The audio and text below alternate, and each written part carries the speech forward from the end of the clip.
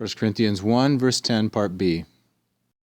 In this episode, I'm going to read again verse 10 and then analyze the second half of it, to which we did not reach in the previous episode. Parakalo dehumas adelphoi, dia tu onomatos, tu kuriu, hemon Jesu Christu, hina ta auta legete, pantes, kai me en humin, schismata, eta de katertismenoi en to auto noi, kai en te aute gnome. In the previous episode, we analyzed down through Pontes. We'll quickly review and then finish the verse. And I beseech you, parakalo, an epsilon contract verb, I beseech or exhort you, humos, the masculine plural accusative object of parakalo, brethren, adelphoi, that's in the vocative, through the name, dia with the genitive, dia plus genitive means through the name of the Lord, our Lord, namely Jesus Christ. So tu onomatos is the object of the preposition dia, and thus its genitive. Tu kuriu is dependent on onomatos, through the name, whose name? The Lord's name, and he is our Lord, possessive genitive, and then Jesu Christu is restating tu kuriu in apposition. Now comes the content of the exhortation, namely the hina clause.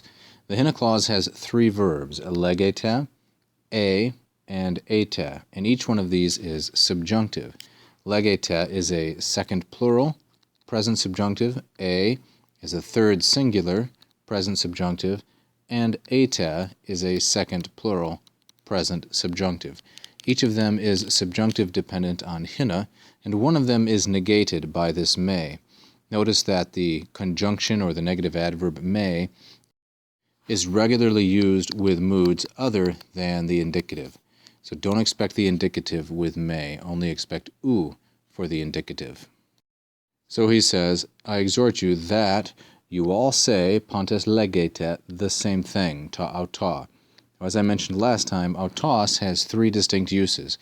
When it is in an oblique case, that means genitive, dative, or accusative, it's a simple third singular pronoun, him, her, she, like so.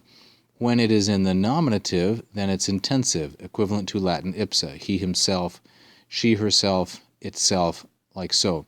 These two are predicate uses. That means without definite article. The third one, and the one we have here, is the attributive use, and in that instance it means same. So, I exhort you that you all say the same thing. You make the same confession. Paul is calling for doctrinal unity. And that there not be, me schismata. Schismata is neuter, plural, and nominative. Neuter plurals, routinely in Greek, are treated as collectives and therefore take a third singular verb. So this is not at all unusual.